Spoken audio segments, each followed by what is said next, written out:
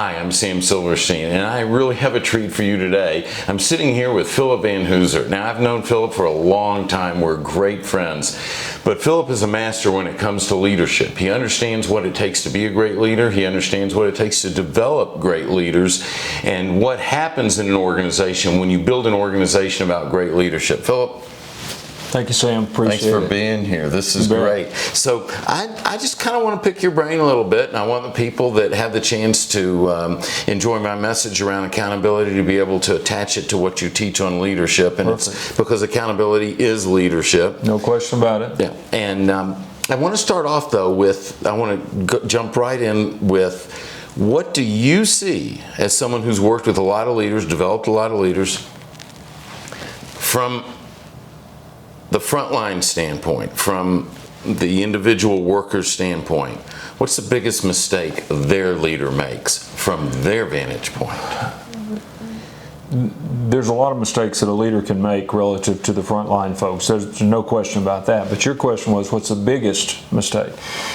I don't know if it's the biggest in the long term, but I think it's the biggest as it starts the process of trying to build a relationship. And that is that they try to get something from an employee, a follower I call them, before they've actually given something to a follower.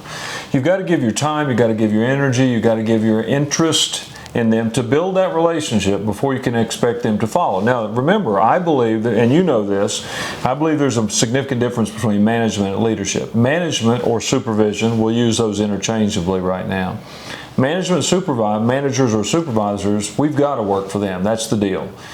I report to you, I have to do what you tell me to do, and therefore I will do just enough to get by, not necessarily enough to make a difference. Leadership, on the other hand, I have the option of following you.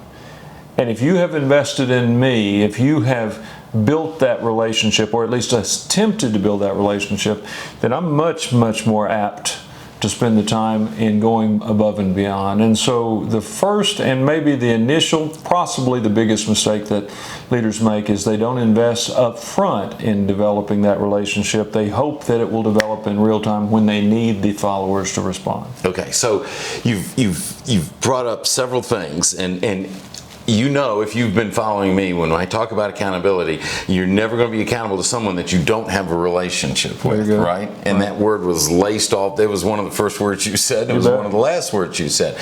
You also talked about management and leadership. So let me just unpackage that, because I know you follow this philosophy, but I believe you manage things, you lead people. Absolutely. You manage IT, you manage the computers, you manage the production equipment, you manage the inventory. But when it's a relationship between people, there's leadership in place. And so if I understood you correctly, what you're talking about is some people that are in what could be a leadership position treat it as a management position, and they try to manage people when they really should be building that relationship, and then through that growing as an individual to be a leader. Too many people just don't understand that there is a differentiation between managers and leaders. They think if they get promoted into a managerial or supervisory position, that immediately makes them a leader. That's foolhardy thinking. It just doesn't happen. They can pretend it's that way, but it's not that way with followers. So in building the relationship, it's not about, and you said this, it's not about what you can do for me, it's what I can do for you. And so it's like, I look at the relationship that we share in our life, and we're as close as any two people can be. We're good friends. There's no question about that. And so you're cutting it a little bit short. No. I think you have to be a good friend before you can have that really deeper relationship. Right. And we invested in that friendship up front, which allowed it to grow over time. And that goes back to what I believe. You've got to get to know the person and who they are. And I'm not just talking about their name and where they live. But you got to know their hopes, their dreams, their goals, their aspirations. But you also need to know their fears, their anxieties, their frustrations, their insecurities. We've got to know those persons so we can begin with a friendship, but that relationship goes deeper and more, and therefore is different, when in fact we see that that person is willing to invest in more than just the rudimentary part of knowing us. Right. We have to spend that time. Exactly. And so, I think about our relationship and the times that you've reached out to me and you've tried to, just be of assistance. What can I do for you? How can I help you? What can I do to make a difference in your life? And so you proactively reached out to me. Now I've come to you sometimes and said, Phil, can you help me with something? I've said, Phil, can you help me with this or help? And you're always there for that. But it's not just waiting for me to ask for your help.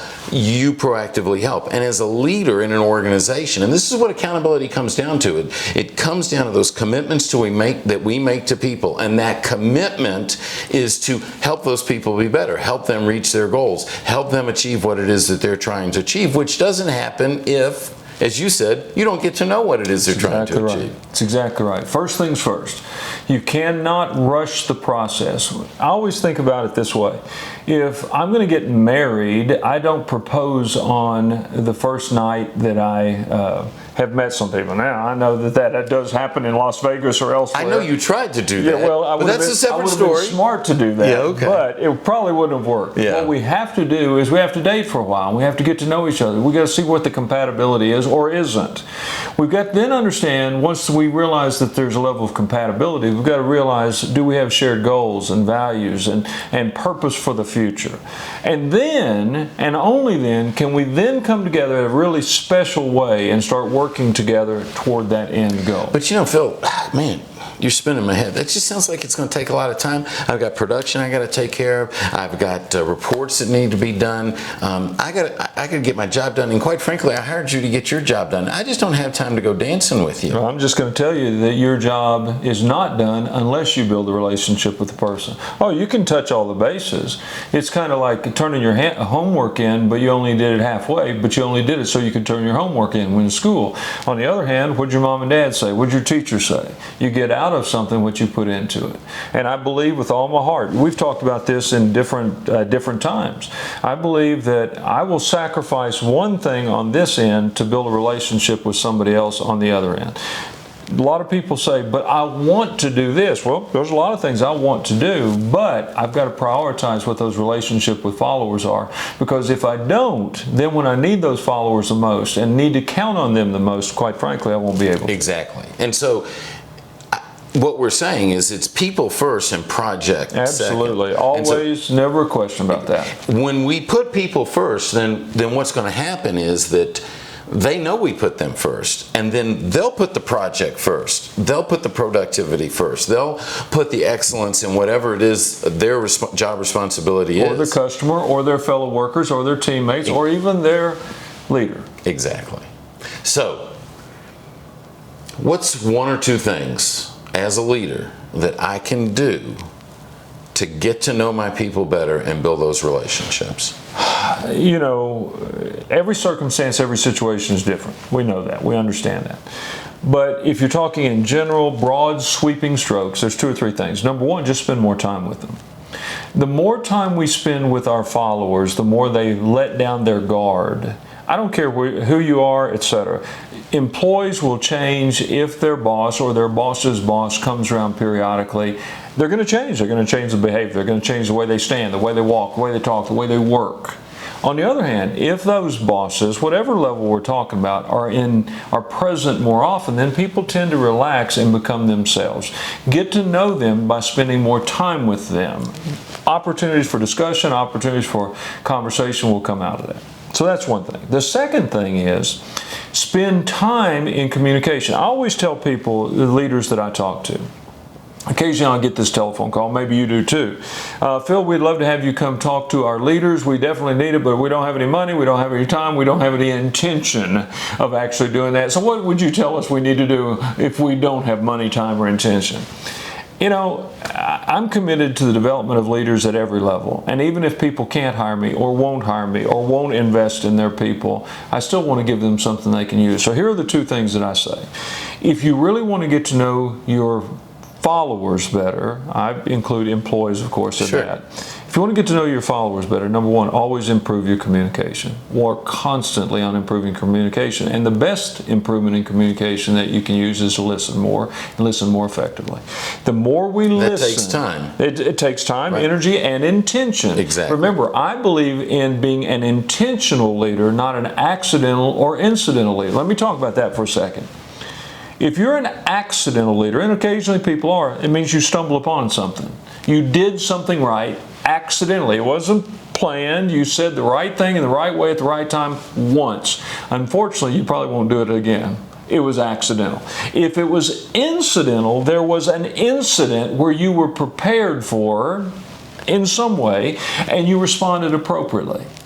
But that incident will never repeat itself exactly the same way the next time or in the future. So I believe it can happen. I just don't believe in pursuing accidental or incidental leadership. I believe in pursuing intentional leadership.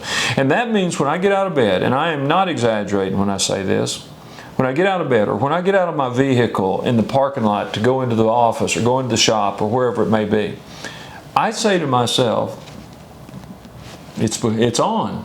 It's on. I am a leader right now. I'm a leader in how I walk, how I talk, how I greet people. Everything about me is about leadership at this moment in time. So I go back to communication. If we can intentionally communicate more effectively, without hesitation, without pause, without confusion, that's going to help. The second thing is planning. We got to plan everything. We don't, because if I'm an intentional leader, I'm doing things on purpose, with not purpose, accidentally, on purpose, and for purpose. And of course, the planning can include all the things that you talked about. Can include making your production schedule or profit schedule or customer contacts or whatever else it may be. But those are planned. And if your followers know that their leader has a plan, then they themselves will fall in and work to make that plan happen. That's great. All right, so here's what it's all about. Invest in your people first. If you invest in your people and you take the time to invest in your people, then they'll invest in you. They'll invest in the organization. When your people know that you care about them, the accountable leader is always investing in their people, they're committing to their people, then their people will commit into what the organization is trying to do. And then you build that organization. Everything rises and falls on leadership, and that's why I wanted to make sure to have the time today to talk to Philip Van Hooser, because he knows so much about leadership, and he's for me, a leadership inspiration. Philip, if people want to get in touch with you, what's the website? Website, vanhooser.com, VANHOOSER.com, or you can see our online product at leaders plural, LEADERS, leaders ought, OUGHT. Sounds like a southern word. It is, leaders ought to, T-O-Know, K-N-O-W, leadersoughtoknow.com. Awesome. Great. Listen, if you enjoyed this time, be sure and check out Phil. He's got some great materials, and share this video with your friends. Give us a thumbs up, subscribe, leave us messages in what you thought of what we were talking about, how it applies to you, and if there's something you want to learn more about, let us know about that too. I'll see you next time.